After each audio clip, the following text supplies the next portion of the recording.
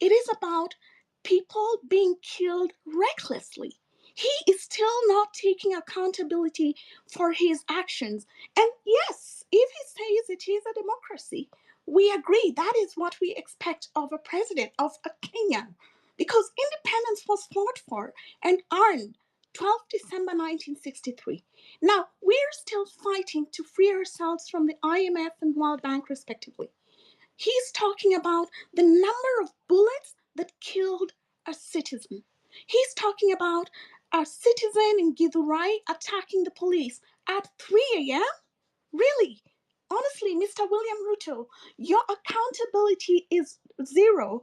I'm quite dismayed, honestly, because you came here to answer to the citizens, but you're taking zero accountability for it. And if you say they're independent, why do you laud the police for the murder of civilians? Why do you hold a press conference and tell the police that, citizens, that they're going to be met with equal force if they go and protest? And what he meant, he did not use the word protest precisely, but he said anyone who tries to disrupt the peace of the country. Protesters, how do protesters disrupt the peace of a country?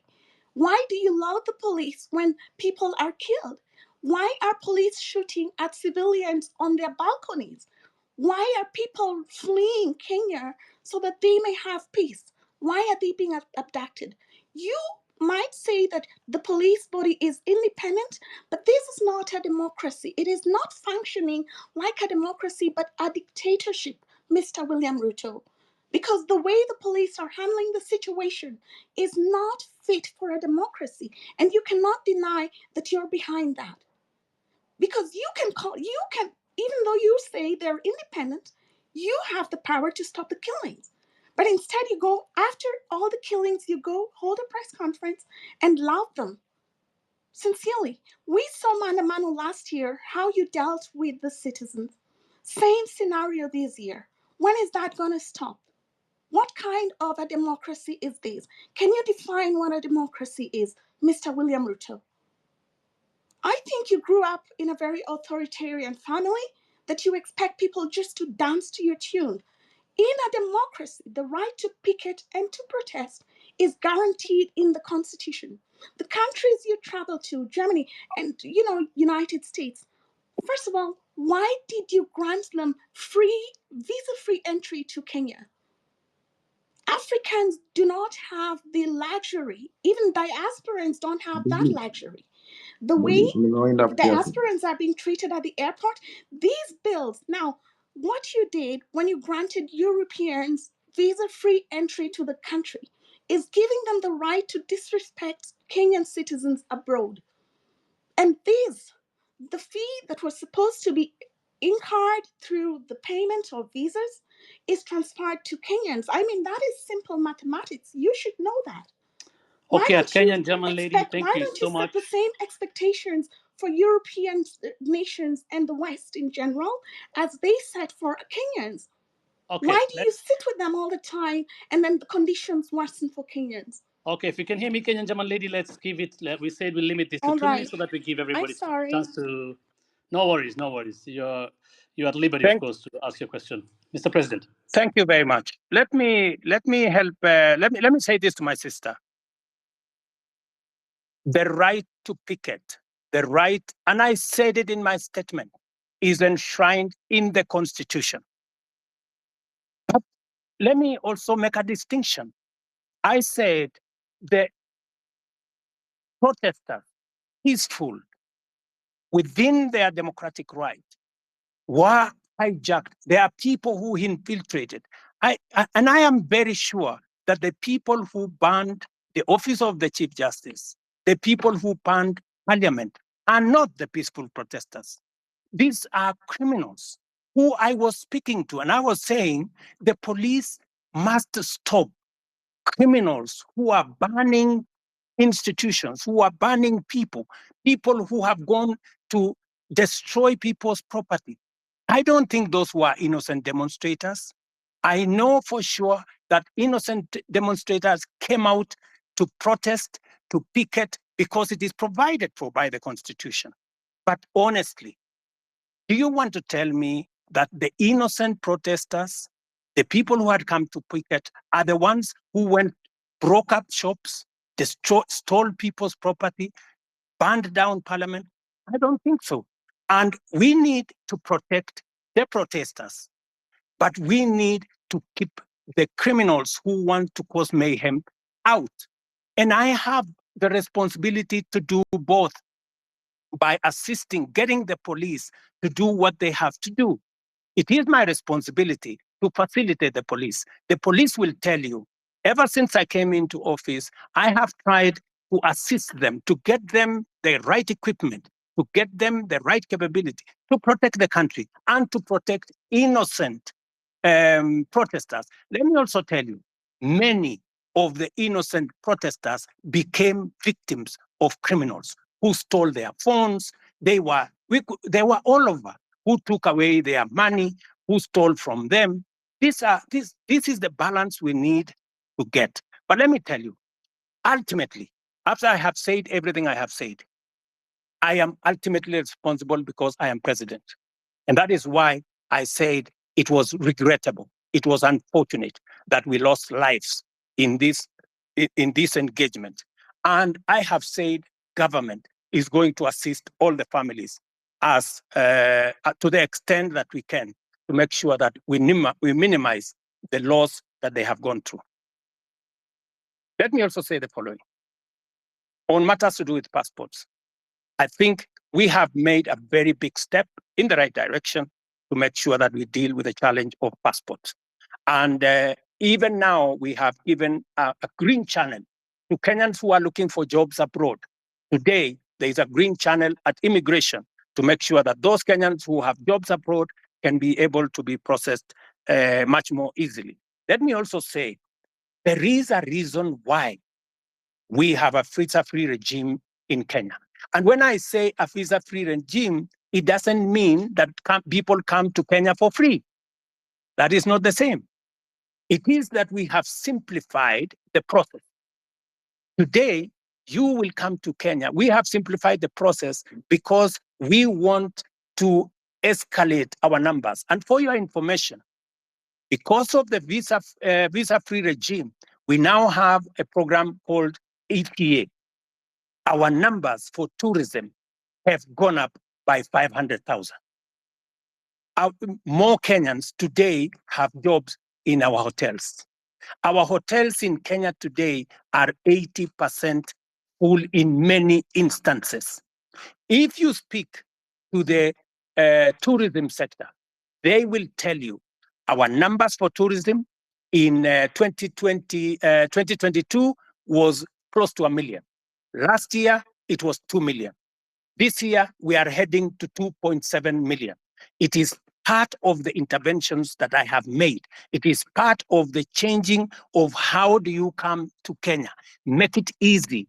Today, you don't have to go to no office. Today, you can get your ETA, pay for it online, and be able to come to Kenya easily. And Kenya is not the only country in Africa that is doing that. We are all doing that. Look at what is happening in Europe. 27 countries in Europe, they don't have a visa between them. They have abolished visa between them. Why would we want to keep a visa regime that keeps business people, that keeps tourists out and makes it much more difficult for them to come and enjoy what we have? For your information, Kenya should not be having 2.7 million tourists. We should be having 10 million. In fact, London has nothing to show. London is blocks, old places. They have 20 million tourists. We should be having 10 million tourists. It is my focus that in the next 5 years, I want to double the number of tourists coming to Kenya by 2027, 2028, and progressively do that. Why do I need tourists in Kenya?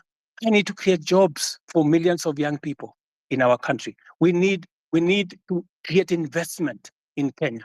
We need to make sure that our farmers have a place to sell their food, their produce. This is why I am doing the visa free. It is not us versus them. We are looking after our own interest. And that's what I'm doing. Let me also say the following. Many people have asked me why I shouldn't dissolve a cabinet. You see, when you sit in the place that I sit, there are many things that you have to think about. And I have given my undertaking this afternoon, that I am in the process of looking at how differently we can be able to reorganize government for it to deliver effectively, appropriately. And I have listed a number of interventions that I believe will take us to the next level, added on to what we were doing. I have also heard from my good sister who said that what happens to the finance bill? Is it going to become law in 21 days? Because that was the biggest beef. And why did I wait until it was too late? Let me answer it this way. First, let me say that the finance bill today was a victim of many falsehoods and propaganda. The finance bill today was meant to achieve very important things for the Republic of Kenya. Unfortunately, I gave in because the people of Kenya had decided they do not want it, which is okay. But was there a problem with the finance bill? I would want a honest interrogation of the finance bill. For example, it was said that the finance bill had matters to do with increasing money for land rates and land rent and changing the whole configuration. Let me tell you, there is no single sentence in the finance bill that speaks to land rents and land issues. It was not true. It also says that we had put in there taxes that would make it difficult for people suffering from cancer. Let me tell you that, in fact, in this finance bill, we had put there 2 billion shillings to pay for the people who have cancer, who have diabetes, who have hypertension, because under our universal housing program. In this same bill, we had put interventions that would create more jobs. We had said, for example, there is no need for us to import diapers, to import pampers, to import linker, to import furniture from all manner of places when there are enough factories in Kenya to manufacture these products. And these products manufactured by Kenyans, hiring Kenyan young people, building Kenyan wealth, we were protecting our own industries so that we can protect our own jobs and give opportunity to millions of young people, to be able to understand, to be able to get jobs. And also, let me just say this lastly, potatoes, good people. Is it right for us to import potatoes from Europe, or eggs, or onions? We had put duty on importation of potatoes so that farmers in Nyandarua, in Timau, in different parts of Kenya can sell their produce without competition from potatoes from elsewhere. These are some of the things that were in the finance bill. I admitted, which I do, that maybe we didn't do as much communication as we should have. And that is a regret that I have admitted. But I am willing, I am ready, I am here to listen. Let me not say more. Let me do more listening. Well, Mr. President, sir, ni mzuri tuongee ukweli. Yes. There's one problem with you, Mr. President. Haunanga huruma. You are not empathetic. Nini kitu imekasirisha watu wengi, Mr. President? Na hii shida yote ilianza ile time ya floods. Remember time ya floods? Wakati watu walikuwa wanateseka, you never even said a word. A week later on, we saw you on a private plane to the US, carrying all sorts of people, unnecessary people to the US. Hapo ndo shida ikaanza. You never said a word. Ukirudi bado nyumbani, tukaanza mambo ya reject the finance bill, kanyamaza tu, ukaona tunaenda maandamano. You never said a word until watu wakaanza kuuliwa. That's when you decided to reject the finance bill. Mr. President, surely mbona huo unanyamaza alafu unapenda uongo sana? Unaona tu vitu vinafanyika when it gets out of hand, alafu unaanza kuongea. Saizi kuna watu wanazika watoto wao saizi vile tunaongea. Saizi hata kuna rafiki yangu saizi anazikwa saizi. Ni matanga, hii wiki imekuwa ni matanga sababu ya maandamano. But you're here thinking about the economy. You're not even sympathetic to the families. Uja mention hata jina mtu mmoja. Kuna swali pia niliona umejibu sema about Rongai. You asked us, kila mtu kwa hii space wanatoka from different regions in Nairobi in Kenya. Yeah. Rongai, people are killed. Githurai, people are killed. However, the information received, unadhani they tell you only one person was killed. Okay, that's a life too. They do not feed you. They do not feed you the actual information. So you are just weighing the deaths of people, the number of people. You just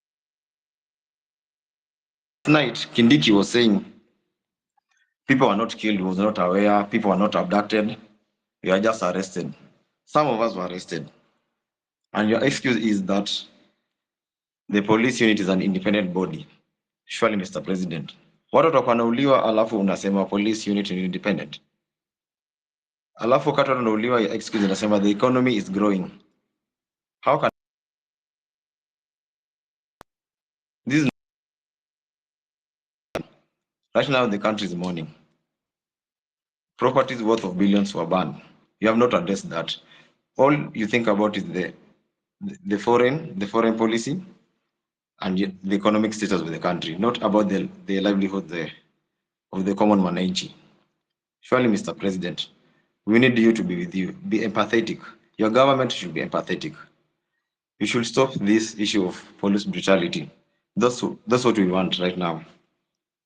Personally, the police came to my house at 3 a.m. They broke into my house. They refused to identify themselves, and that was it. We were abducted. It was like kidnapping. Hii mambo mimi sikumbuki, nilikuwa nadhani mambo ya movie. Mr. President, tulishikwa, tukapigwa. They even stole some stuff from our house. Imagine askari anakuja, ako na bunduki anaingia kwa nyumba, ako na mask, 12 of them with 12 cars arresting a single guy, an armed citizen. Alafu ukimwambia mbona anakuja kushika, anakupiga.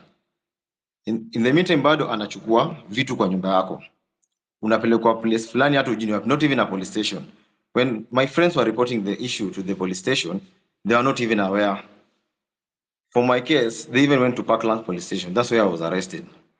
The OCPD told the guys, we know about this thing, but will not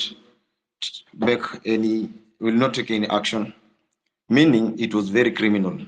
The OCPD, Parkland police station OCPD, deputy OCPD was very much aware what was going on. We were not booked in any single police station. We were taken in a certain house. I think it was a safe house or something. I was blindfolded. Some guys were blindfolded for like 12 hours. Surely, Mr. President, are we in a terrorist country? We just want you to answer that. Okay. This is why we're in this space. Thank you very much, my friend. I regret your situation. If that is the kind of treatment you have gone through, I apologize. And I will take action in this manner. No Kenya. And I made a commitment to the people of Kenya that there will be no extrajudicial killing. There will be no River Yala. There will be no, we used to have 20, 30 bodies in River Yala. When I came into office, I said nothing of that is ever going to happen. And I want to promise the people of Kenya that will not happen under my watch. However, I have had the kind of horror you have gone through. That is not right. What I will do after this engagement, I would like, I don't know, in a very secretive way, if you can send me the details of what happened, I will be able to take action because you don't deserve the kind of treatment that you went through. Let me also say the following. You have talked about empathy. Maybe, people are born differently. Maybe we empathize in different ways. For the case of the floods, I even convened a whole cabinet meeting to just respond to that matter of floods. 3 cabinet meetings. My minister was on the ground. I was myself in Kiamaiko, in person. I came there in Kiamaiko. And for the first time, my brother, for the first time, normally when people are removed from places, they are brutalized. They are removed and nobody cares about where they go. Nobody cares about what happens to them. For the first time in the history of Kenya, I made sure that every Kenyan who was living in the riparian reserve was given money for alternative accommodation. We paid every Kenyan who left that place 10,000 shillings to be able to relocate away from the danger of the floods that were on the river. I mean, it was the best that I could do in that circumstance. And I promised them that under our housing program, because we now have their list, under our housing program, we are going to consider them the first beneficiaries of our social housing program. I made that commitment in public. If you ask our peers for housing, they already have the data on these Kenyans who were removed from the riparian reserve, who had to be relocated and relocated for their own safety. For your information, we lost many Kenyans who were sleeping there, but they were carried by the floods. And it was the best thing that I could do. I went there in person. My minister was there consistently. I had 3 different cabinet meetings to attend the issue. We committed close to 400 million to make sure that those Kenyans who were in that situation were attended to. Maybe it wasn't enough. Maybe I should have done more. Maybe then I should apologize for not doing more. But to the best of my ability, it is the first time the government of Kenya is providing money to relocate people who have been affected in situations like the one in the flood. Okay, Mr. President, on the issue of Githurai, you said there was only 1 casualty, which is a lie. Mr. President, acha kwambia tu kweli. Githurai inasemekana there are more than 200 people who were shot dead. Wengine hata wajulikani mahali wako saizi, vile tunaongea ukweli saizi. In Rongai, they shot some guys pia, wakakuficha wakakwambia ni mtu mmoja. Na ni ukweli, reality kwa ground watu walikuwa wanauliwa. Ni ukweli watu walikuwa wanauliwa. Tulikuwa huko, wote tulikuwa maandamano. Alafu kuna issue nyingine. This rogue cop amekuwa akichapa watu risasi, anachapa watu risasi open air, kila mtu ana camera there. The DCI doesn't do anything about it. Amekuwa all over social media, in the media, but you don't even say a word about him. His name is Murangiri. That killer cop ameua watu. Watu wanazikwa kila siku sababu yake. Juzi ilikuwa last week Wednesday, nilikuwa town. Nilimwona akitembea tu town vizuri along Moi Avenue, very happy, very healthy. He's a killer cop. Nothing has been done to him. Hivi vitu tumekuwa tucomplain tangu kitambo. For how long should we be talking about this? About the killer cops?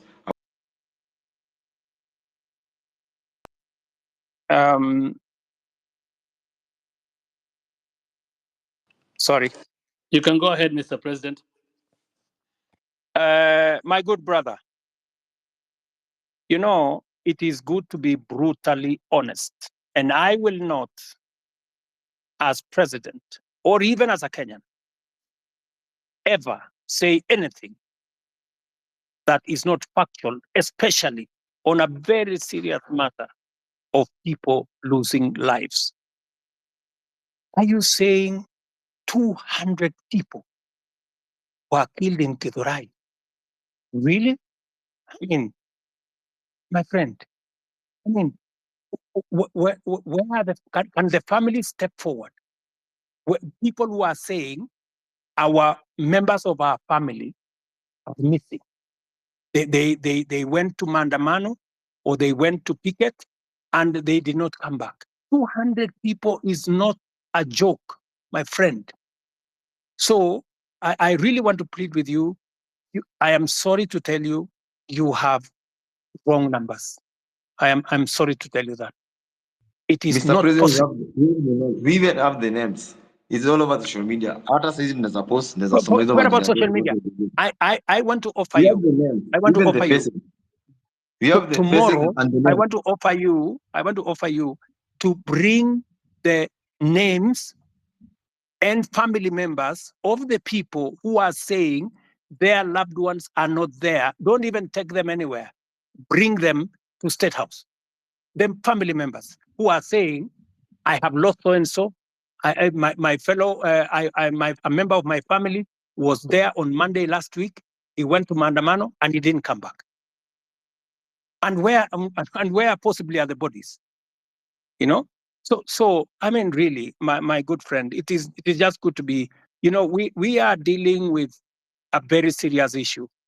Please let us not use information that is not verified. It just helps to create a situation that is not correct. Mr. President, I have another question too. Kindiki yesterday. Otero, tupatie wengine nafasi, at least you're a co-host. Ya mwisho alafu nimuulize alafu ni ad mwingine. Mr. President, jana Kindiki alisema guys were being arrested, not abducted. When a guy is arrested, it means the area police station or the area OCS or CPD is aware. When I was arrested, Parkland's deputy OCPD was not aware, meaning these abductions are very illegal, right? Let me say the following on matters of abduction. You know, first, let us agree first that the era of extrajudicial killing is no longer with us. There is a new problem called abduction. And it is something that I am going to exercise my mind on because the police have clear rules of how to arrest citizens if they have to arrest citizens. There is a clearly stipulated procedure on how that is done. And if anything is done outside the procedure, then it is illegal and it is punishable. So when the police arrest somebody, they must declare to that person that they are policemen, they are arresting this person for this and that and that and that, and they take him to a place that is known. So that is a matter that I will take up and I will deal with it. Okay. Thank you, Mr. President. Otero, tuko na wewe bado utauliza maswali, naona umeanza wewe ni Otero, so unaamua vile utafanya, but patia watu wengine chance. We'll take three. Can you add Wakili Saruni? We'll take 3 people, 3 at a time faster. We have I'll bring in Alai, followed by Edith, followed by Gray, and then you can give Wakili after that 4. So again, Hussein, I really don't think Alai should speak because his comments will be biased. This space is basically about what we are going through in the street. Alai doesn't know about it. In short, Alai amekuwa kiongea mbaya kwa hili story ya maandamano. I really don't think Alai can speak for himself. We can't limit anybody from speaking. Everybody has the freedom to speak here. No, Alai is very bad. So thank you. Let's have Great Maral can speak, but Alai, no, he hasn't been against this. Thank you. Otero, I've been an advocate of freedoms for a very long time, especially when we don't agree. So I would ask you to learn that lesson that you should listen to people, especially when they don't agree with you. And that's what the president is trying to do here. We don't agree with him, and that's why we want him to listen to us, and he agreed to come to the space. And moving forward, I really want to tell the president that, Mr. President, you know that your success is our success, and we really want you to succeed. The problem is that I don't know if you really want yourself to succeed as a president of Kenya. Because from the moment you got to be the president, there are things you did which I think just sabotaged your presidency. When you decided to say that you are not going to listen to intern doctors, I said, does the president know what he's doing? Because he's touching the hearts of Kenyans. These are the people who spend most of their time in public hospitals. When the president didn't take up the matter of pending bills and tell the counties and the national government to pay the pending bills, you know that one is touching the middle class, the working class. And these are the people who mobilize their children, called Gen Zs. And they came out and said no. When you removed Linda Jamii, when we interfered with Edu Afia, when we saw your friends and very close associates working with bands of money, 10, 20 million in churches, Mr. President, I think you sabotage your own presidency. And that's why I ask myself that the president really tells us that he means well for the country. But is he really meaning well for himself? Because unless somebody else is the president who is doing all these things, the second and last question, because I don't want to spend more time, I'm an elected official in Nairobi, Mr. President, is the issue of Nairobi on-source revenue, which we have asked, we have investigated, we have been taken around. Mara, it was KRA which is collecting that money. We have taken to office of the president. Finally, we were told that it's being collected in State House by some agency. We can't get, I'm the vice chairman of ICT in Nairobi City County Assembly. But nobody knows who is collecting revenue for Nairobi City County, Mr. President. It really saddens me because if that revenue was collected in a transparent and verifiable manner, then you know, Mr. President, some of these bills would be taken up by the counties and it will not come to you in the national government so as to pay those bills, Mr. President. Those are the only questions which I had. Thank you. Thank you, Alai. Edith? Yeah, thank you for the chance to ask a question. Edith, are you with us? Can you hear me? Yes, I can hear you. Can you hear me? Okay, let's go to Gray if Edith is not responding. Hello, hello, hello. All right, thank you so much. Hello. Hussein, this is Grayson. Hussein, can you hear me? Oteru unanisikia?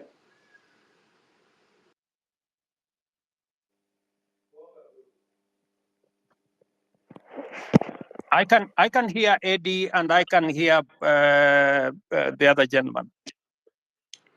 I'd like to ask my All right, question if you can all hear me. Okay, let's have one person speak. Gray, speak.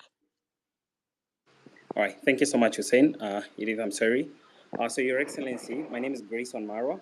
My question to you is one, and my question is on this very, very emotive and very, topic that we love talking about as a country, which is corruption. I know you stand on corruption. You have spoken about it many times. You don't condone corruption. You don't want corruption to happen in your government. But then I want to point out something. Recently, there was a scandal, with the fertilizer, and the CS was, impeached, or a motion was tabled in the National Assembly by a member of parliament for him to be impeached. But what happened later is that, the same members of parliament from your political party, the UDO party, went ahead and saved this particular cabinet secretary. What does that speak, to your stand regarding corruption? Do you support corruption on one hand, but on the other hand, because he is your CS, these are your members of parliament, they go ahead and flop that motion that was supposed to impeach this particular cabinet secretary? My last question, as a young person, there is a challenge of jobs in this country.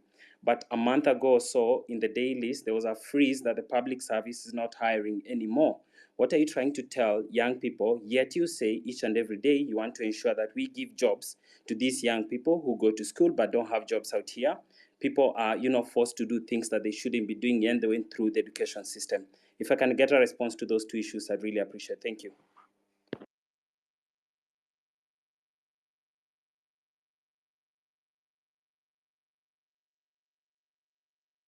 Grayson, Do I unaweza rudia answer? question?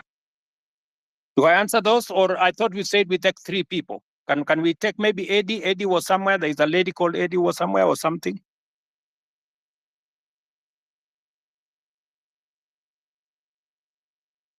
Edith Kimani.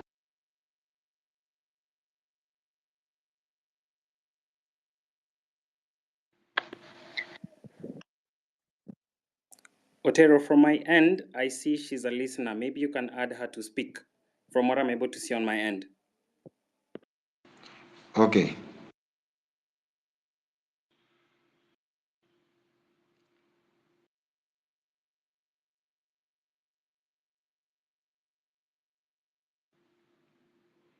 As we wait for the engagement, can I proceed and answer?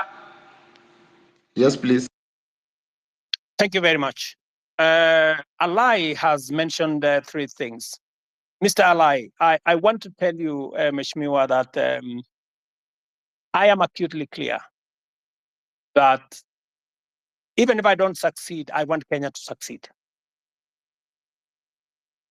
The one thing that I am very clear about is what do we do to change the status of many Kenyans? Intern doctors. There was a long conversation with intern doctors. I made sure that they were attended to. I met the leadership of the intern doctors myself, finally, and we did make an agreement on how to sort out the intern doctor situation, including I have factored in this budget with their concurrence. When I agreed with them, we were supposed to sort out their arrears in 3 years. I offered to sort them out in 1 year after I engaged with them, and the money is in the budget. As I talk to you, I have even today decided that even with a cut of the finance bill, I will still make sure that they are sorted out. The issue of pending bills. You know, my good brother, we have pending bills in the region of 650 billion. It is the reason why I appointed Mr. Ouko, our former Auditor General, to interrogate all the pending bills for purposes of making sure that we can pay them. In fact, one of the items that I listed this afternoon, which was also in the budget, is a provision for us to begin the journey to sort out pending bills, because it is crippling businesses of people, it is destroying enterprises of Kenyans, because government is not paying. The third thing that you have said about Linda Mama or Linda Jamii and Eduafia, I have done three things.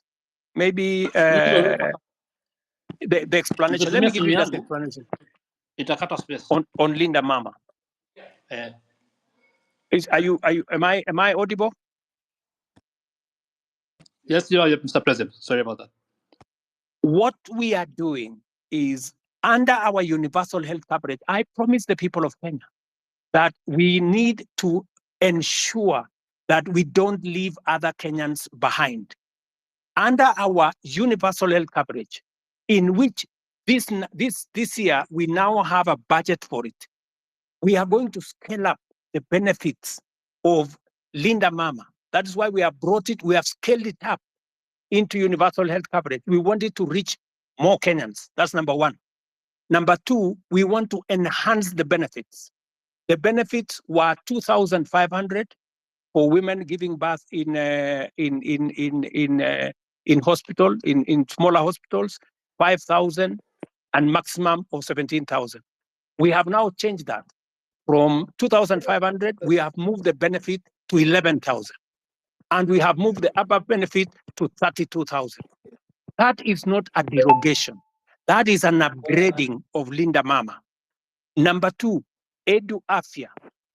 What we are doing with Edu Afia is that we are universalizing the universal health is universalizing insurance, so that every Kenyan, and you know, I made this absolutely clear, and that is why we have changed the law, so that not just the students who are in school, but every Kenyan, even those who are not in school, will now be beneficiaries of our chief social health. We, instead of having NHIF, we are now going to have social health insurance fund, which is going to cater for everybody, to universalize access, So on both cases, Mr. Alai, we are not derogating. We are upgrading and making sure that universal health is available to many Kenyans.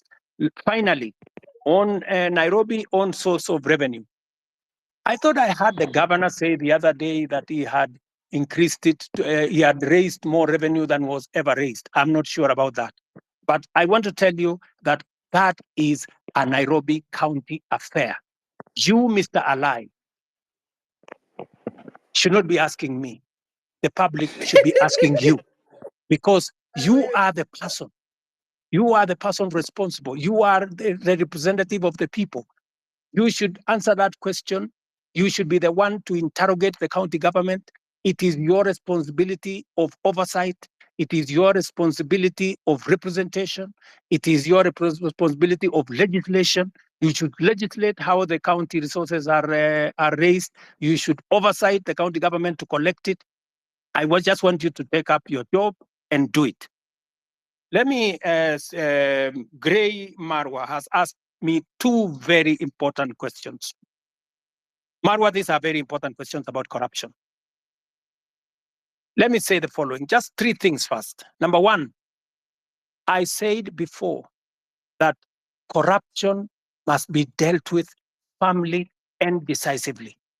And that is why my act number one in office, the two acts that I did in office when I came into office was number one, to make sure that I give financial autonomy to the police so that they can pursue corruption to the extent possible, and that they don't have to come back to me, and nobody in my office will control the police in as to who they want to prosecute. That's number one. And I signed, and the budget of the police is run by the IG at the moment, and they are free to go after everybody. That's number one. Number two, I made sure that the judges that had been denied the opportunity to serve and to empower our judiciary, I signed them, and I made sure that they have been gazetted and they went to work. I did not stop there. I have enhanced the budget of the judiciary from 18 billion to this year. I wanted to be at 25 billion. Unfortunately, it may come down because of the finance bill by about $1 billion or so. Number three, I am the president who has sworn in the highest number of judges in 2 years in the history of Kenya. I have sworn in maybe 46, almost 50 judges, because I have agreed with the judiciary that justice delayed is justice denied. And therefore, I want to make sure that becomes the case. Number four, on the specific incident of what happened with fertilizer, I want to tell you, as I tell the people of Kenya, those where evidence has been gathered, sufficient evidence has been gathered, they are in court. The CEO, the general manager, and 7 other staff of the National Cereals and Produce Board are already in court. The minister was taken to parliament to answer for political responsibility, that to make sure that his oversight role was in question. I want to tell you this, Gray, that we are a country of the rule of law. When a person has been, when allegations are made against a person and they are not verified, there is no way that such person can be held to account. But when they are verified, like the case of the officers who worked under the minister that were verified, they are in court. I want to tell you, if a minister, if a principal secretary, if there are verified allegations of corruption against any cabinet minister and or any principal secretary, the day they are taken to court, I will fire them. I will not wait for the court process, because there will be an element of confirmation that these are people who are corrupt. Let me talk about jobs. And you have said correctly that the public service has issued a circular that there will be, there is a freeze on jobs. the public service has a freeze on jobs at different levels. People who are employed at entry level and the space around jobs is huge. Government can only hire a very small fraction. My intention, my plan is to make sure that government facilitates the economy, facilitates the private sector, facilitates the entire enterprise space to create more jobs. It is the reason why I made a deliberate commitment to the people of Kenya when I went for the elections, and I said I will focus on creating jobs. And if you want me to explain to you the areas where I am focused on creating jobs, I will. If you want me to tell you how many jobs I have created in the 2 years that I have been in office, I will tell you, from housing, from digital jobs, from going to manufacturing, all the way to export of labor. I will tell you how many jobs I have created, and I have every intention to make sure that as many Kenyans as possible have an opportunity to have an income so that they can contribute meaningfully to the development of our country. Thank you.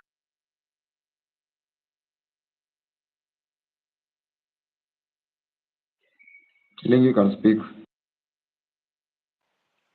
Thank you very much for this chance to maybe ask some few questions to the president. I'll be very brief. I only have 3 questions to make. One, Mr. President, is that like most of the people have said, is that your government is full of lies because of one. One, I want to put it clear that when Finance Bill 2023 was passed, we believe that the revenue that was going to be collected during that period were going to be used for development. Personally, I come from a Masab constituency, and on February of last year, the CS for Transport, Bonamur Komen, came to Kabiet Shrines and promised us that there is a road down there that's going to down from Kurgung to Chepterway, coming down to Kapkatembu. He said personally that since that this is a road that was left midway by the contractor, he was going to send the contractor in a record 3 months to be on site so that the road can continue so the contractor can start the construction. Up to now, we still haven't seen that. So that basically tells you that that is a liar. Number 2, I think the Gray has talked about the issue of fertilizer. You've said, Mr. President, that if you find that there is a case against the said minister, you're going to fire him. There is a case that has been filed by the Law Society of Kenya against the Minister of Agriculture. If kindly, we can tell the minister to step aside so that, trying to investigate someone who is in office becomes very hard. So let the minister step aside so that we can continue with the investigation. Number 3, I would want to talk about the arrogance that is in your government. I have heard Mr. President say that the issue of Finance Bill 2024 was, I think it was packaged in a way that maybe you should have done it better. Yes, you should have done it better. The reason being, the people you sent out there, since like the MP for Molo, on the issue of the motor vehicle levy, at some point in the TV, he told people that, if you cannot be able to pay that, just leave your vehicle at home. That is the arrogance that was being displayed. The leader of majority in parliament, Kimani Ichung'wah, even went out on a podium, said that, that these are the Gen Zs, they come with the phones, they go to KFC, they go, and then they come with an Uber. That is the arrogance that fueled all this anger that you're seeing in people. And then lastly, on the issue of, I come from, this generally this region of Uasin and maybe Nandi and Uasin. There was an issue of the Finland scam that happened. There's a case in court. Parents paid for the money. The case is dragging in court. So actually, what you saw in Elred, I think it's more of, it wasn't even more finance bill. It's the anger that has been building up. It's been building up. So people were really angry because They've paid, people sold their land. The issues are still there. Nobody's talking about. We have a case that is in court. It can drag to 5 years. So what happens with the money that is been lost, that someone was going to go to school tomorrow, or by next year maybe they would have graduated? So I think those are the issues that I have. I want you to address in regards to the areas that I have mentioned. Thank you. Wakili Saruni can speak.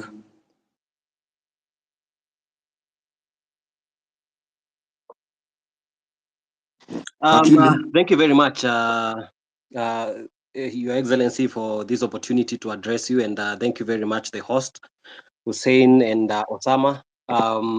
My name is Jesse Saruni, or rather Wakili Saruni. I am the president of University Students in Kenya, KUSO. And Your Excellency, I have a few concerns. But first, allow me to give you a background of why, in my opinion, I feel comrades were very disturbed about the finance bill.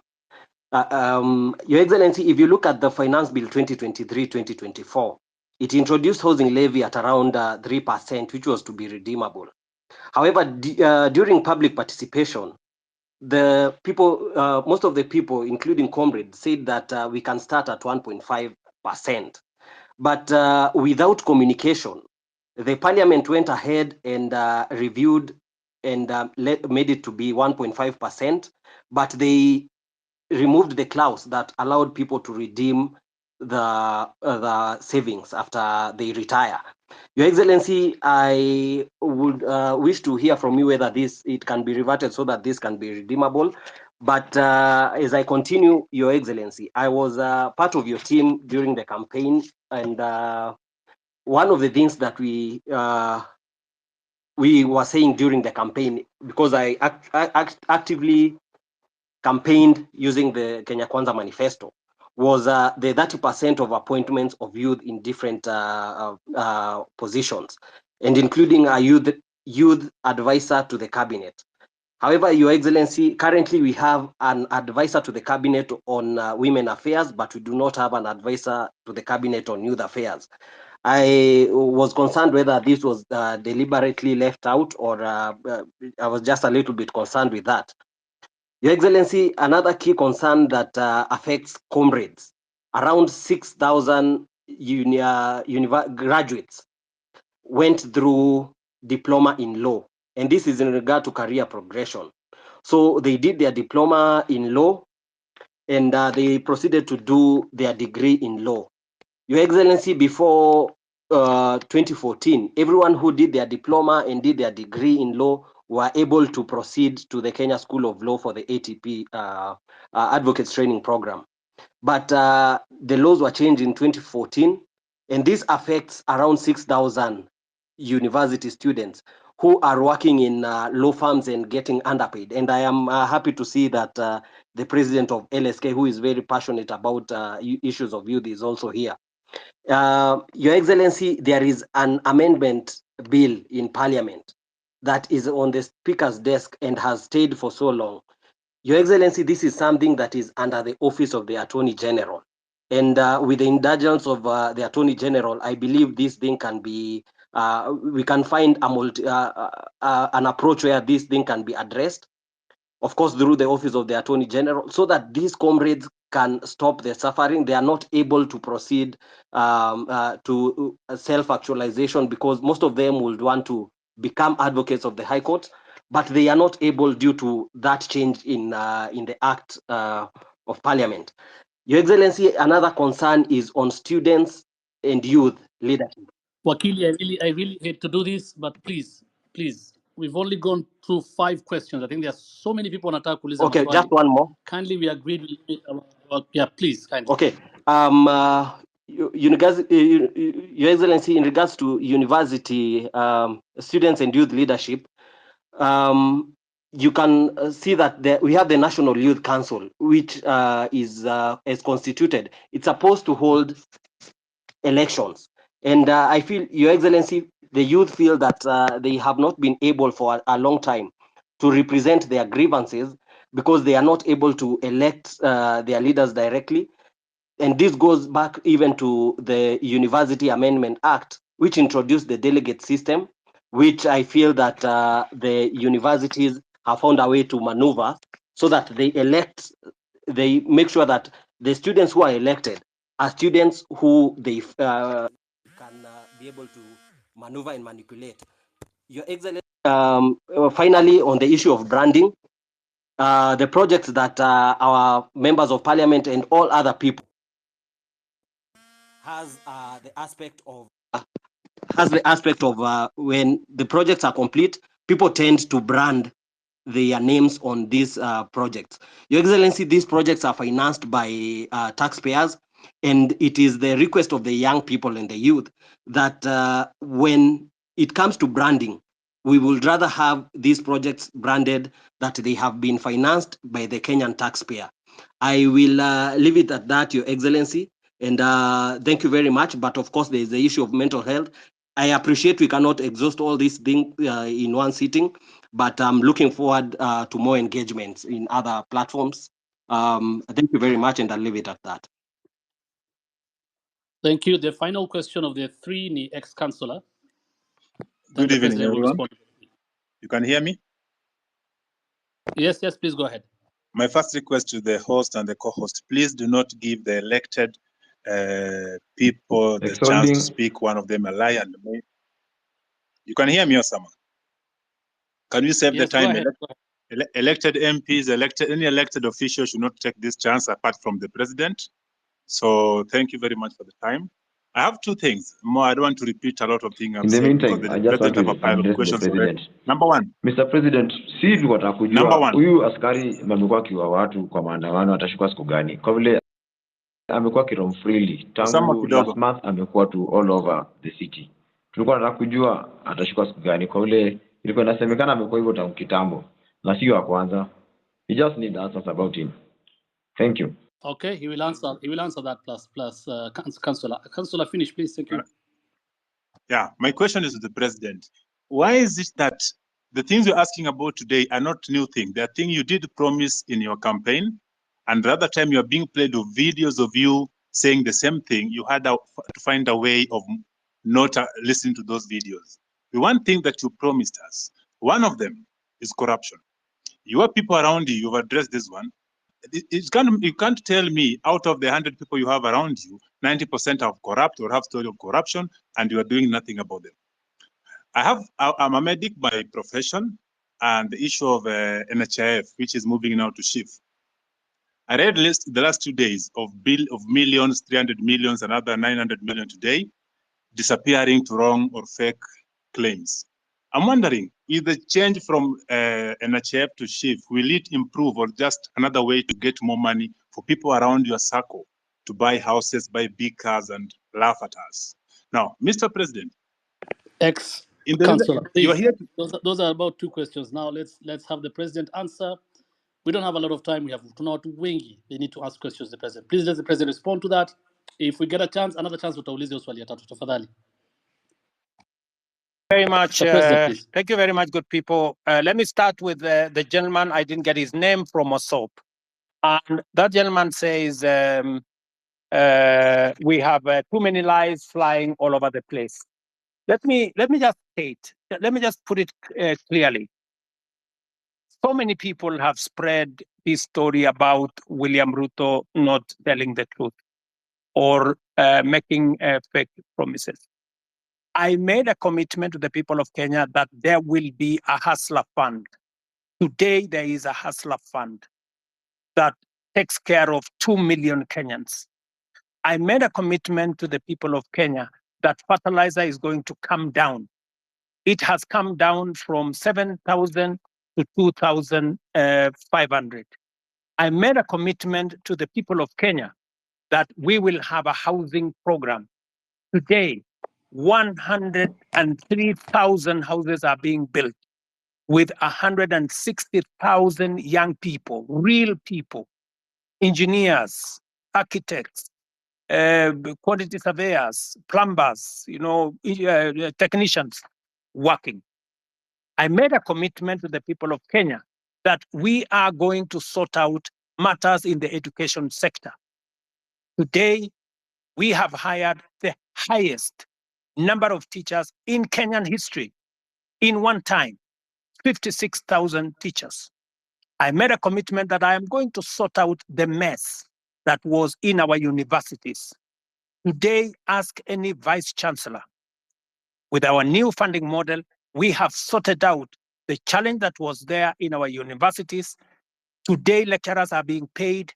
No university today is about to close down. When I came into office, most universities were teetering on being closed because of debts. I made a commitment to the people of Kenya that I am going to implement universal health coverage.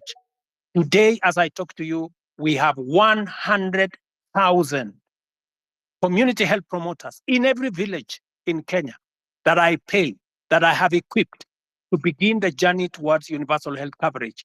As I talk to you today, there are 4 pieces of legislation that we have implemented, that we have enacted to actualize universal health coverage. I can go on, and I can tell you, every commitment that I made, I said I am going to appoint the judges that were not there, I did. I said I'm going to operationalize the fund for the police, independent police, I did. I said I am going to enhance the budget of the judiciary, I did. You know, when people want to conveniently say a few things that propagate a certain narrative, it is easy. But let me leave that there. Let me go back to the Mosop Kurgung story. I want to tell you, my good brother, we have stalled roads in Kenya. In fact, the budget, the debt we have on roads is 910 billion. Because we rolled out a program that we didn't have money to do. It is what is troubling me now. It is why many people are asking me, why are you outside the country? I went to China, for example, and I got 40 billion shillings to do at least 8 roads that were stalled. I have come back from the US, and we have had a consultation, and we are getting money to be able to roll out some of our roads, courtesy of concessional funding from the World Bank. I have had conversations with the president of Germany, and they are giving us money under the same program for us to be able to meet some of our programs. I want to tell my good friend from Osop that we are focused on these areas. These roads did not stall yesterday. These roads have stalled for a while. We are figuring out how to make sure that we deal with that situation. And my apologies that maybe the minister did not keep his word. And I'm going to remind him. Let me do the following. On fertilizer, I want to agree with you on this subject of fertilizer first. Let me say this. Fertilizer has made a very big difference in Kenya. Because of our program on fertilizer, we have managed to increase our food productivity. For example, on maize alone, from 44 million bags to 67 million bags last year. This year, we are going to pay the highest bonus ever in Kenyan history for our tea. In fact, our tea production, because of the support we gave KTDA, has increased from last year. It was 180 billion shillings that we collected from our tea. This year, it's going up to 210 billion.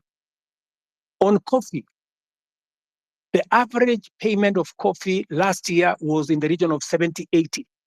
As I talk to you now, because we supported our tea farmers, the average payment for our coffee is in the region of between 100, 120, in some very good cases, 129 shillings per kilo.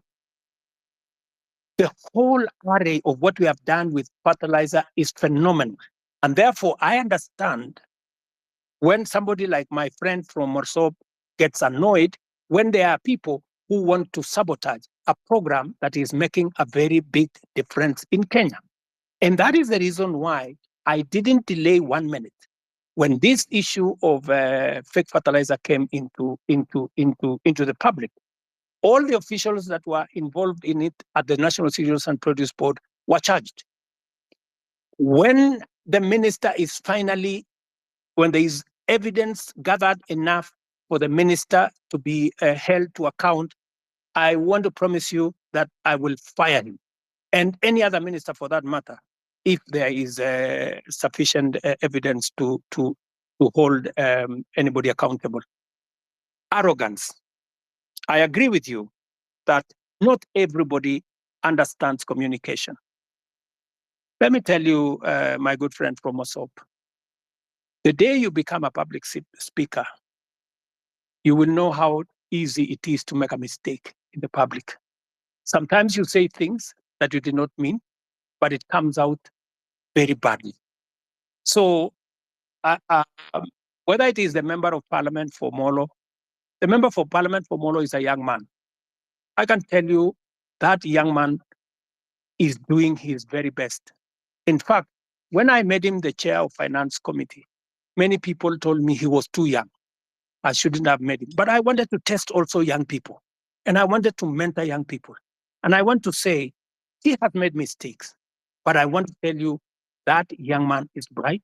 He has a bright future. He made mistakes. I will apologize for him. Maybe he said what he shouldn't have said. But they are among the young people I am mentoring so that they can become leaders tomorrow. Same case with my friend Kimani Ichung'wah. In fact, after he made that statement in, I think it was maybe in Baringo or somewhere, I called him. I told him, look, this is not how to engage the public. If you follow the next day, he had managed to correct his statement. And he had done, an about turn of some sort. Because let me tell you, my good friend from Mosop, I have also one duty as a leader in Kenya. I have a duty to mentor other leaders. They will make mistakes. They will demonstrate, maybe some arrogance, maybe either inadvertently or in whatever manner. But partly, it's because of inexperience, partly because of not a fair understanding of things. But I sometimes will want to take responsibility because these are members of my team, and I will correct them. Let me also say about what you said about the Finland story in Eldoret. It is really unfortunate that people sold property, land, livestock for their children to go to Finland. I wish I could go to court and tell the court to jail these people. Unfortunately, there's something called rule of law. There's something called due process. If these people had not been arrested, if nothing had not been done about it, then I would think that there would be a matter. But these are people who have been arrested. They are, as I talk to you, presently in court. They are being taken through due process. And I am very confident that if they are guilty, the law is going to deal with them. Let me go to Saruni, Wakili. You said about the 1.5. It is true. There was a proposal of 3%. The public told us that we do not want a levy. If you want, collect a tax, reduce it to 1.5. So both reduction to 1.5 and changing to a tax was actually coming from public participation. This is what the public said. If the public are going to make a different suggestion going forward, we will respect what the public will have said going into the future. Am I still audible? Are you there? Yes. Yes, Okay. yes, Your Excellency, we are here. Let me say this. I agree with you, my friend, that I said that I would have an advisor in my office for young people. But maybe I did something different. I gave many young people. If you go to parliament, if you look at the leader of Senate, if you look at the leader of many committees in parliament, I made young people. If you look at my deputy comptroller of State House, These are young people. I decided to have more more principal secretaries. If you look at the profile of my principal secretaries, you have people in their 30s, many of them serving in substantive positions. In fact, many people were asking me whether these girls, some of them look like they are, or these boys, whether they can be principal secretaries. And I am very proud of them. They are doing a wonderful job. But that is something I will consider, Saruni, that as way of keeping a promise, I think that is something I need to consider. And thank you very much for your feedback. Let me also say on the matter of the law that is bringing problems to 6,000 diploma law students who, because of a law in 2014, I will take it up with the AG. Ordinarily, professional organizations like the legal fraternity are normally regulated by professional bodies like the LSK and all the others. If we get a recommendation from the LSK to the Attorney General, I will be able to facilitate and make sure that we don't enfranchise 6,000 people in Kenya who have undergone training and who need to practice law in the way they want to do. I agree with you that there has been a problem with the Kenya Youth Council. We need to deal with it. And I have told Ababu Namwamba, my minister for young people, to look at whether we have the right forum. The problem with the Youth Council, it has always looked like it is a government agency. We want to make sure that it doesn't look like a government corporation or a government agency. We want it to be a young people's organization in a way that government influence and government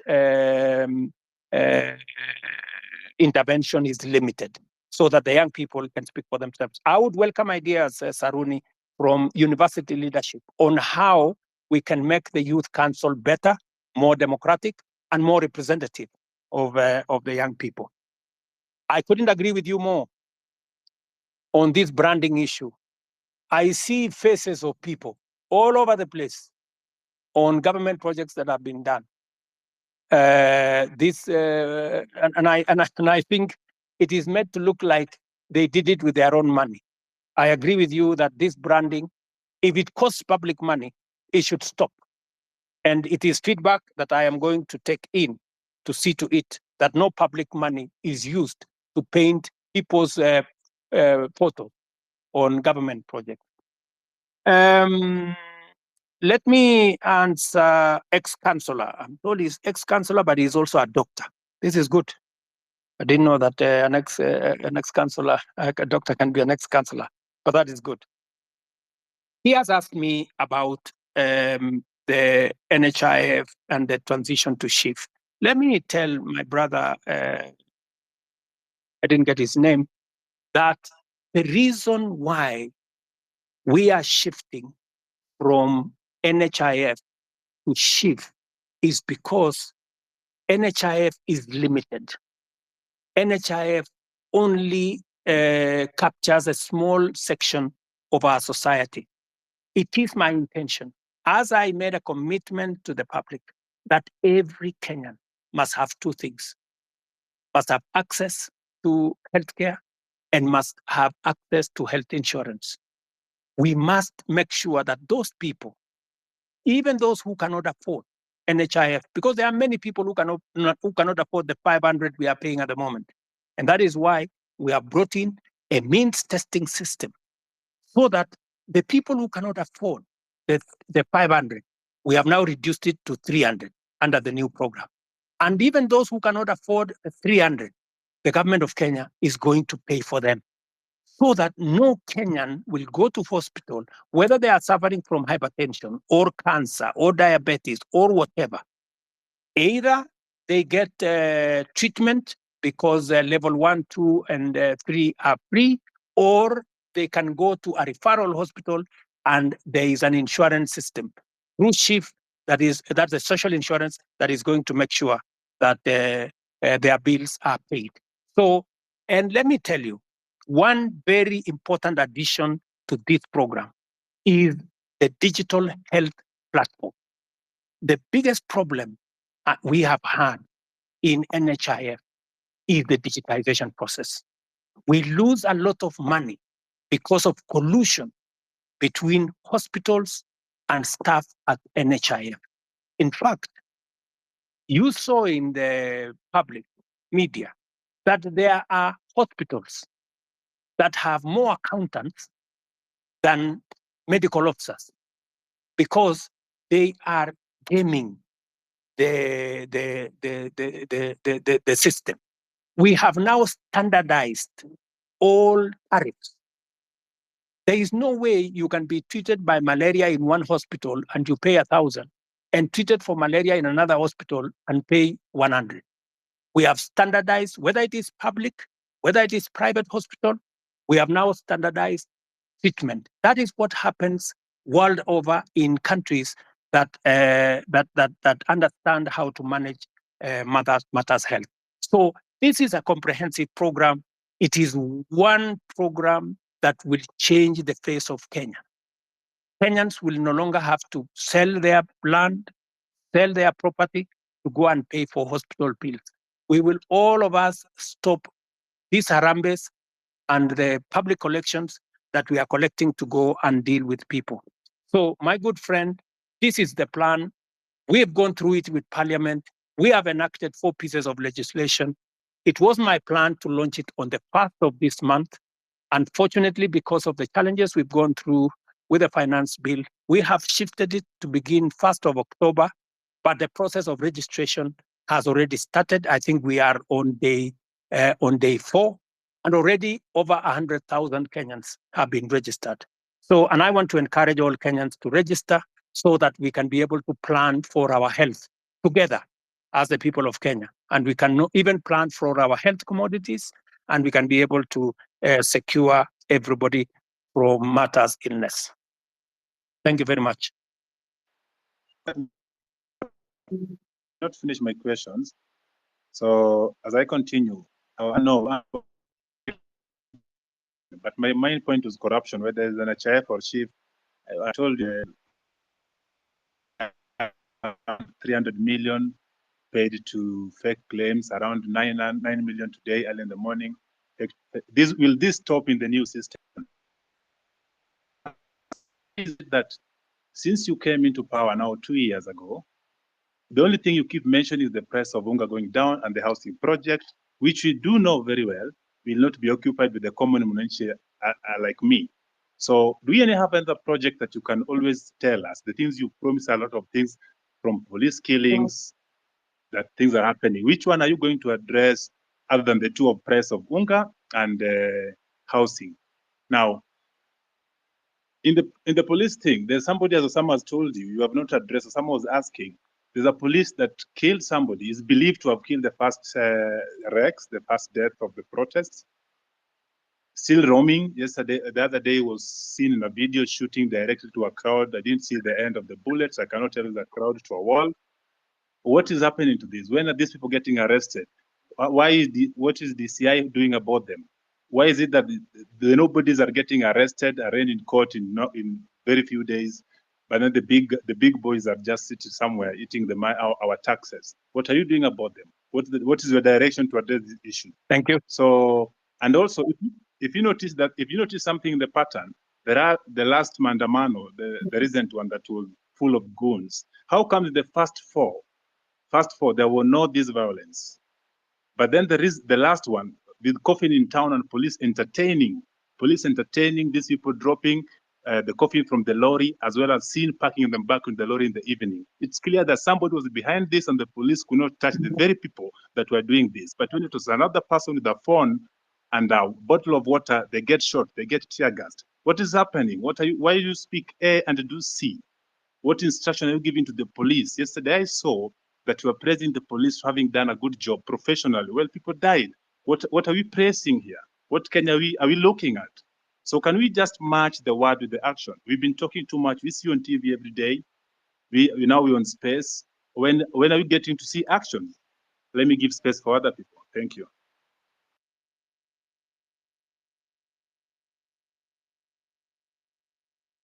Also, Mr. President, have you tried to reach the families of those who were shot dead by the police or injured by the police? Even a single one? Have you tried to reach even their mothers? Thank you very much. Let me just speak to two of the things that you have.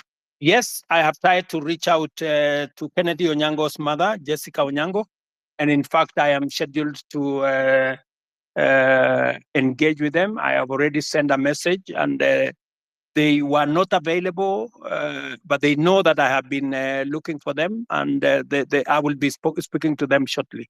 On the matter of this rogue police officer that you say is roaming, that is something that I would want to get exact details of who this is, and I can tell you that we will apprehend him and deal with him in accordance with the law. But let me answer also what my friend... We'll send you video and pictures. Pardon? Pardon? If you're having a difficult locating the police, we have videos and pictures of them. Okay. So that should be easy. Please forward the picture and photos to me, to Hussein, my spokesman here, and also I would appreciate if you can send it to also my inbox if you can, or if you can send it to the Independent Police Oversight Authority. We will deal with it. But let me also respond to you about matters corruption. I want to promise you that part of the pushback we had on implementing our universal health coverage is because of corruption. Very many corrupt people who are gaming NHIF were against what we were doing. That is why they went to every court available, trying to sabotage this program, because they know that they will be out of business once we roll out this program, because there will be no room for them to hide. It is also the reason why, my good friend, I am digitizing government services, because I want to reduce the interaction between Kenyans and officers who sometimes ask for bribes left, right, and center. I want Kenyans to access public service from the comfort of their offices or their phones or their homes. But let me speak to the subject of corruption in that matter. Number one, we will operate a digital system through and through, whether it is with KEMSA, we are digitizing KEMSA, we are digitizing commodity distribution, we are digitizing matters to do with the all health hospitals. In fact, the program that is going on now, we have grouped hospitals into PCNs, where we are grouping a number of hospitals into one PCN in every sub-county, so that we can identify where these hospitals are, and we are working with the counties. I know you have said that the only thing I talk about is unga and housing. Let me also tell you, the whole housing plan is not just about houses, my brother. It is about real people, real jobs. Jobs in our industries that manufacture cement, jobs in our industries that manufacture steel, jobs in our industries that manufacture clinker, jobs, engineers, architects, accountants, HR managers, and many people who are working in that ecosystem. And beyond that, let me also tell you, my manifesto is a 5-year manifesto. What what I am doing now is a cut. There will be an exam in 5 years. And I will tell you, when I do the exam in 5 years, you will see the results. Number two, beyond what I am doing on the space of jobs around housing, I am actively doing a big program on digital jobs. I was in Ruiru the other day, launching with CCI a digital hub that is hiring, as I talk to you today, 5,000 Kenyans in Ruiru. I challenge you, you can go to Ruiru tomorrow to CCI, you will find them working. And they are not the only ones. We have 140,000 Kenyans today who are working in different parts of Kenya, in TVETs, in ICT hubs, who were not working before I came to office. Today they are working because I have a very clear plan on digital jobs. When I talked in my manifesto about digital superhighway, it was not a write-up. It was not an essay. It was something that I intended to implement. As I talk to you, we are rolling out fiber optic using our power lines across Kenya. And in this year's budget, I had set money to work with the constituencies, with members of parliament, to make sure that there is an ICT hub in every ward in Kenya, where young people in ordinary places in every ward can have access to the internet, to computers, and to make sure that these young people are trained and they can have access to a digital platform where they can work. As I talk to you, listen to me carefully, 149 to be exact, 1,000 young people who you can contact today are monetizing their talent on the digital platform, working under the program that I have set up. So it is not just housing, it is not digital jobs only. Let me also tell you, today, because of the program that I have rolled out on matters to do with export of our labor, as I talk to you, last year, 120,000 Kenyans went to work abroad in different countries. I've had a good sister there say, what is the president doing in Germany? What was the president doing in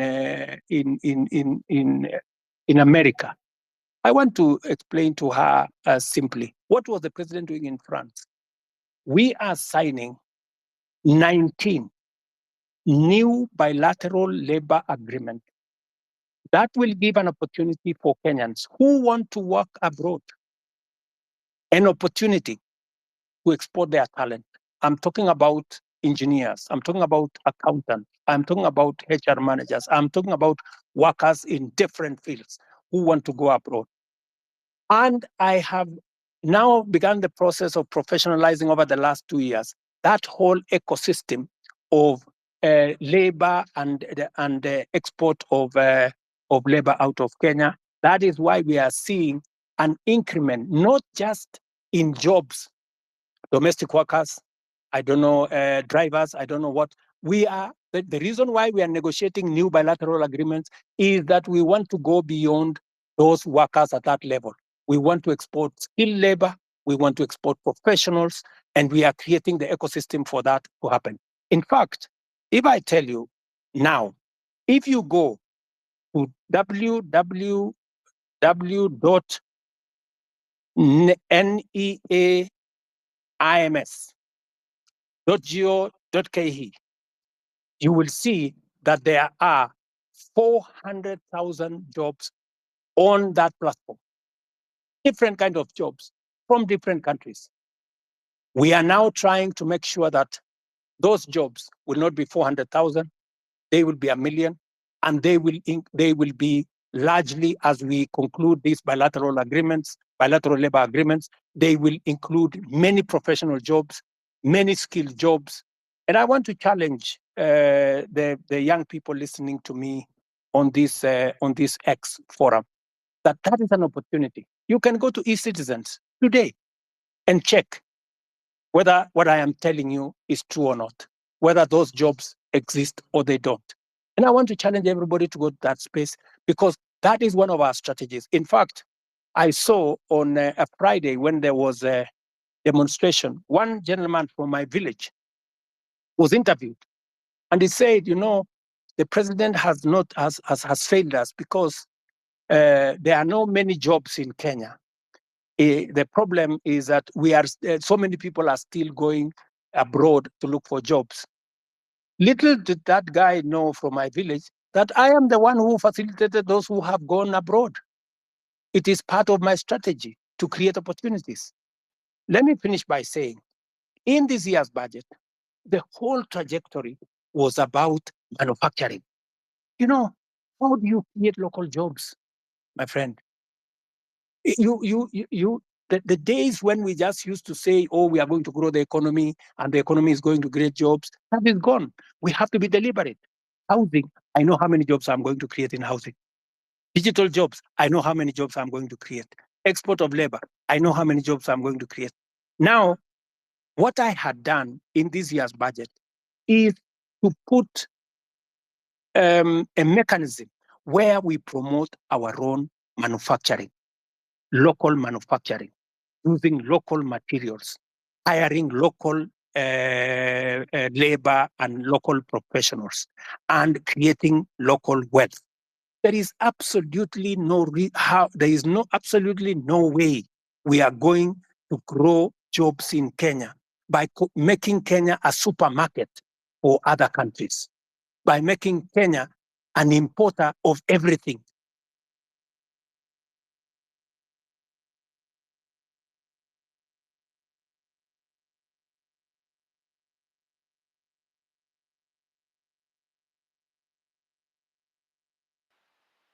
We can't hear you. You are done.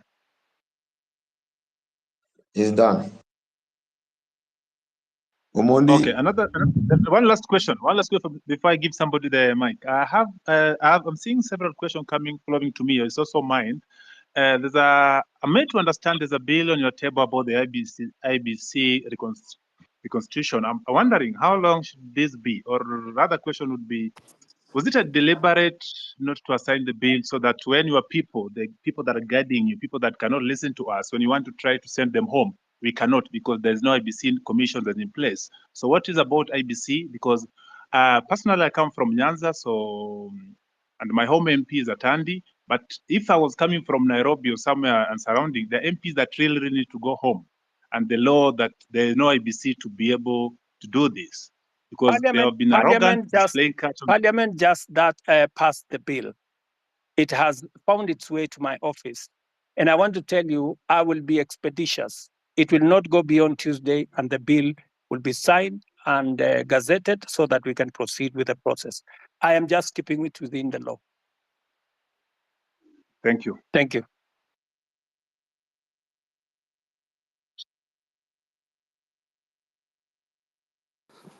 Okay, thank you, Mr. President. I think we can get another. I'm having issues with my phone. I don't know why. Amenifanyia ile kitu. So let's get. Hi guys, can you hear me? Osama, can you hear me? Yes, we can hear you, Mila. So Proceed. mine is not. Guys have said all the things that guys would have to say. Mine is Mr. President. Probably, I think I should address you as Baba Sharlin. Probably you will get where I'm coming from. And can I have your name if you don't mind? Do you mind saying your name? But if you don't want, it's okay. My name is Mila. Mila. Okay, Mila. So on the eve of the guys who are protesting to the parliament, I'm a photographer and that's what I do. And the guy who was shot, he was shot right in front of me. And it's something that has been living with me in my head since that day. And it really pisses me off. Like, I'm really pissed off. Like, the day you addressed the nation on that Tuesday, no one was remorseful. Like there was no, like, it's like, I don't know. It's just like life doesn't matter to you guys in the government. Okay, I'll give you that. Later you came and apologized, but still, people in your government walk to TV stations. It's like life don't matter. And that thing, it has been disturbing me because I saw the boy being killed. Even if you go back, you can go check Larry Madowo videos. He traced how the boy was. He was carrying nothing. Like literally, he was carrying nothing. I know you've spoken about this over and over, but my question is, and it's not even a question, mine is probably just go back and reflect. You are a father, you are a granddad. How would someone feel when the child is dead? I bet from where I stand, none of your government officials have even visited the families or reached out to the families from where I stand. Probably you guys just go back and reflect. Do we really matter as people who elected you? Like, where do we stand? Where do we stand as young youths? Like the guy called Rex, he was a guy, basically was a guy who was born in 2002. Now he's dead. How does the mother feel? And some of your officials work in TV stations, go on social media, and they're like, wanajipiga kifua, mtu anajipiga, and that someone was fucking, someone died. It's painful, Mr. President. I'm talking this because I saw the boy dead. I even have the videos when the boy was shot. All I'm asking is, let's have empathy. Someone just reaching out, huh? And to the families. That's all I'm saying. Guys, go back and reflect and just have empathy. And then this thing of guys kujipiga kifua, it doesn't make sense. Someone like Nyamu, like, why is she even there? That's all I have to say.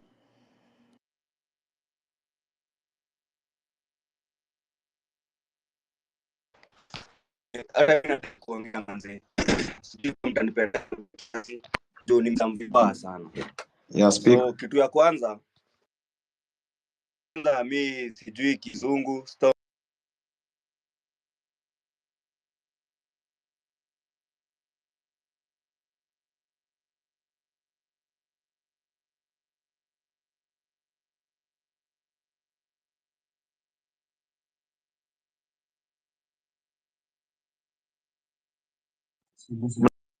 Unasikia? Hello? Sorry, we lost you, Speaking. my friend. Tulikupoteza hapo kidogo, hatukusikia. Sorry. You can I speak?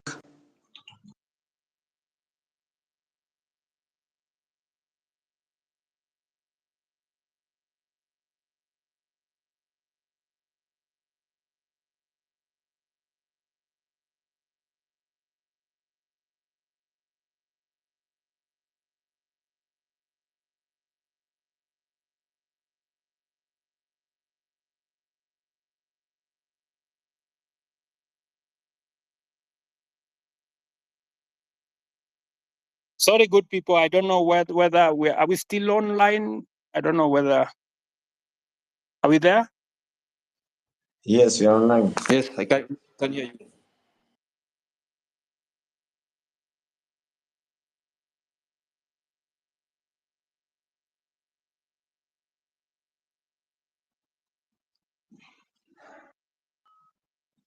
Can we go on?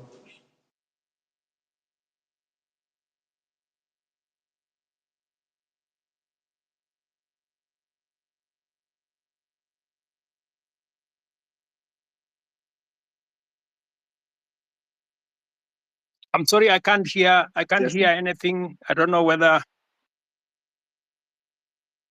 are we on? Yes. Yes, we are on your I think end. there's nobody asking question. Perhaps I ask as we get out on the board. Maybe I'm talking too much or asking too much. Forgive me for that, but nobody's speaking. Another question is not another question that I've seen people saying or asking you rather to don't reshuffle the cabinets or the CS, moving from the one ministry to the other. You've seen that one before. What you're seeing is just transferring competence in one field to another department or another ministry. Please get new faces. You have a lot of people around you. You have brains behind you. When I was growing up, when I was young, in the time of Kibaki, I used to associate being a minister with some smart people, and you are one of those people in your spot back then. Suddenly, this day, you have people. The best they can deliver is just abuses and too much, too mouthy. Can you just bring us new people that are going to work? As recent as yesterday or 2 days ago, one of your peers came out to tell us that the money we've been contributing for the injured and those we lost in this struggle was waived by Kenyatta National Hospital and other public hospitals. She came late. The person that was in charge has been doing an excellent job. Hanifa keeps everything better than the government. Every detail of spent, telling us ABC has done by her. That give us transparency, not these other people that just keep saying it. Okay, let me, Mila made a very passionate and I think correct analysis of what happened, especially of Kennedy, who died in Rongai. And I believe that he is right. You know, that's really a very regrettable situation. And I apologize on behalf of every official who should have done something about that situation. I have explained that the boy who died in Rongai was actually shot by one of the criminals who actually snatched the gun from the police. That criminal was, however, shot by the police because if the police did not shoot him, then he would have caused more deaths of more Kenyans, because these are reckless people. Sometimes some of those people are not even in their correct level of senses, and therefore it is regrettable. And I agree with you. It is really unfortunate that you watched an incident that's going possibly to affect your life for a long time. Sorry about that. And I know you have made reference to me as a father, which is true. I have 4 Gen Zs in my home. And I promise you, they take me to task, you know, on some of these things. And I have to do a lot of explaining some of the time. And this is just the same way I'm explaining to you guys here. I agree that some of our officials are arrogant. Some of them, you know, speak out of turn, and some of them display, you know, obnoxious opulence, if I may say that, which does not just anger the public. Sometimes I call in some of those people, and I give them a piece of my mind, because even Nyamu, I have had occasion to sit her down, you know, and tell her, I mean, she needs to change what she's doing. And you know, when you are in my position, you are also a father figure. You know, some of these young people, they get excited about many things, and sometimes they do the wrong things. And I want to tell you that I know somebody here mentioned Karen Nyamu. Karen Nyamu is a girl I've had to sit her down sometimes and tell her, look, she needs to do things differently. So I agree with you that, but I have also undertaken, you know, I have said, I know what is cutting, I know what's going on, and I have promised that I will be making changes. I know you have said that I should not make changes. I should clean the slate clean. But you see, you don't have the job I have. And there are many things that I have to do to be able to get things done. And it's quite something. But I have had you, and I have had the many Kenyans who have talked on this platform, and I'm very happy that we are having this conversation on X.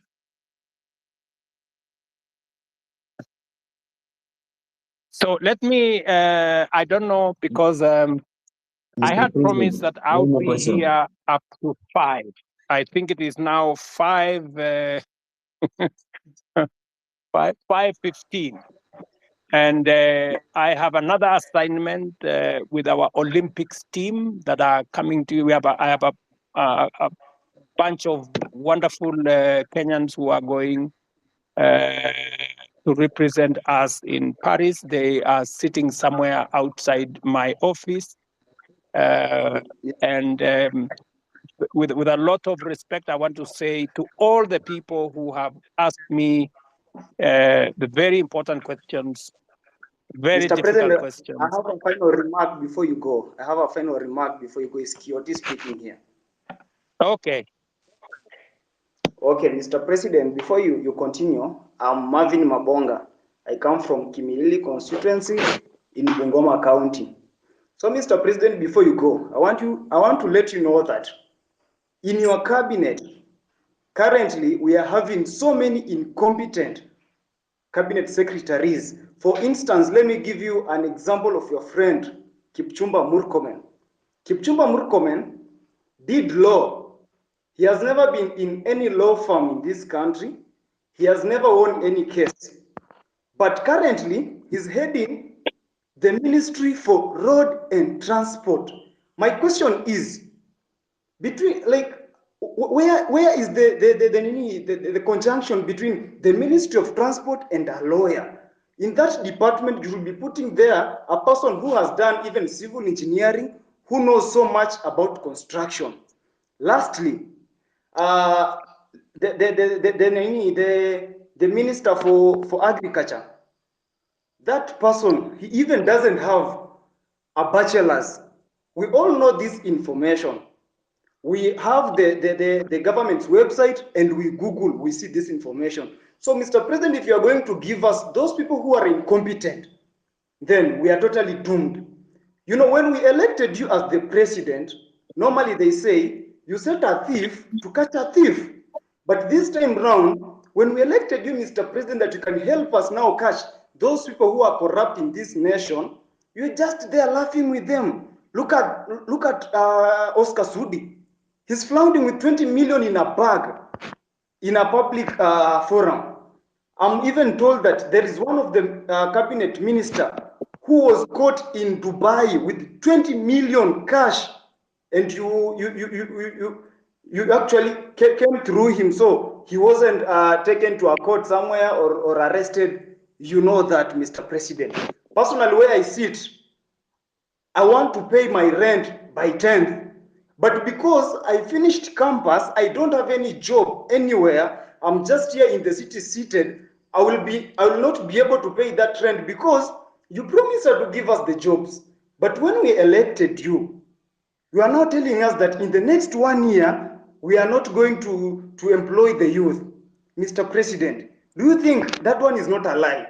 Lastly, the other day you said, when you were questioned about the boy who was shot, you didn't know whether he was alive or dead. But now you know that the person who shot that boy is not the police officer. Mr. President, do you think that is a reality? That one is not a reality. I'm very angered person because every time we get to those public offices, we are treated like trash. And that's why the other day I was even on the forefront. You can watch the videos. I was on the forefront in those protests to demand for my right. And now here, Mr. President, you are just taking us through the corners. You are not even going straight to the point. Kindly go straight to the point. When you are asked about the person who is corrupt, you say, this person is corrupt. He has been working with millions of money. Tell us, Omanga bought 60 with 50 million a vehicle which is flaunting now on social media. Apart from that, tell us that this fertilizer was fake, even as much as it was dropped from 7,000 to 2,000, it is full of soil. So why are we playing games with the public money, with the money that our mothers and fathers are going through sweat to get it, Mr. President? Wherever we are not happy. And of course, if these things are going to happen this way, then come 2027, we are going to come out in large numbers, Mr. President. We'll take votes and we'll take those people home, including you. If at all you're not going to fight for our own rights as your people in this nation. Thank you so much. I'm very angered, Mr. President. Thank you. Thank you. So, Thank you, my friend Martin. I understand your anger, and you are perfectly in order to be angry because the situation where you're in, out of university, without a job, is something that I have lived through myself. In fact, when I finished university, I did not get a job until I was elected as a member of parliament. But that's not for another day. But let me tell Martin that next week, for example, as part of our housing program, just hold on. As part of our housing program, we will be hiring 3,600 professionals like yourself. I want to challenge you, Martin. There will be an advertisement next week for engineers, architects, quantity surveyors, and many in the construction field, because we are looking for people who are going to work with our professional firms in our housing program. Let me also tell you, Martin, that we need to separate the issues that are correct and the issues that are fake news. The issue of some minister being found in Dubai, I don't know, last week, with $200 million or something, is fake news. That is not true.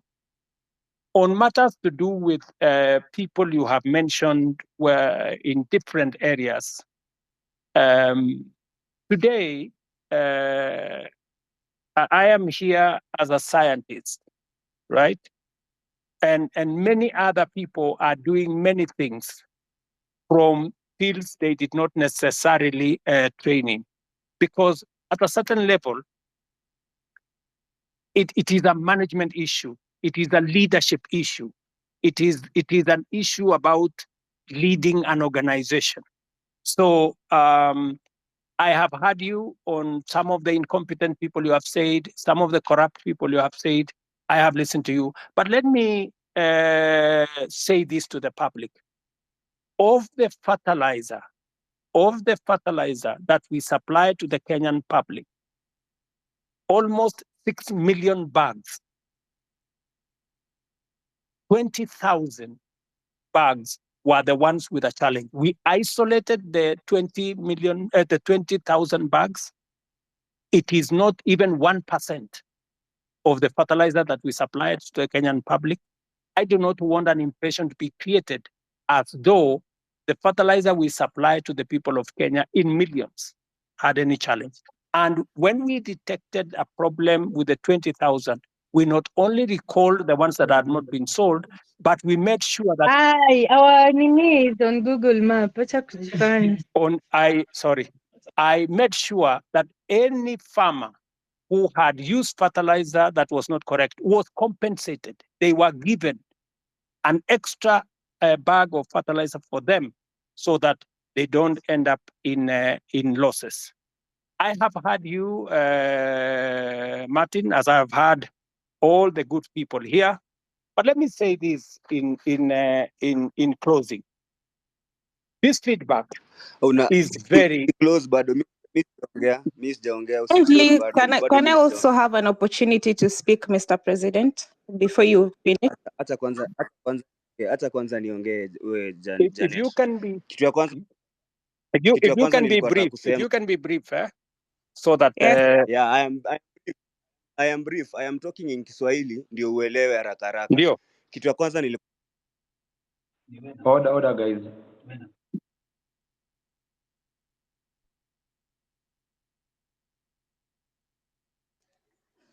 Is anyone speaking, or can I speak? Osama? You can speak. Okay. First of all, good evening, Mr. President and everyone here.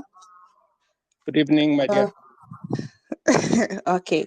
So my name is Jeanette Brenda, and I don't have any questions because I feel like the people have asked questions before, umewapeleka around and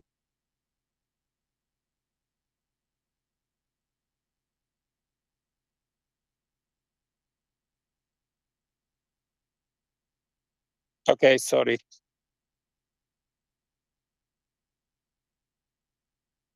Sorry, Jeanette, I can't hear you. I'm sorry.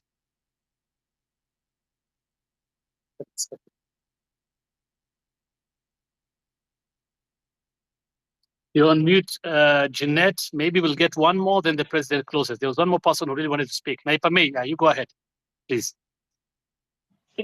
Yeah, so good evening, and thank you, Mr. President, for agreeing to come to address the nation here on space. So I have two questions I'm going to ask really quick because of time. The first question is that, Mr. President, the rules of carbon credit were being developed by the Ministry of Environment, but as youth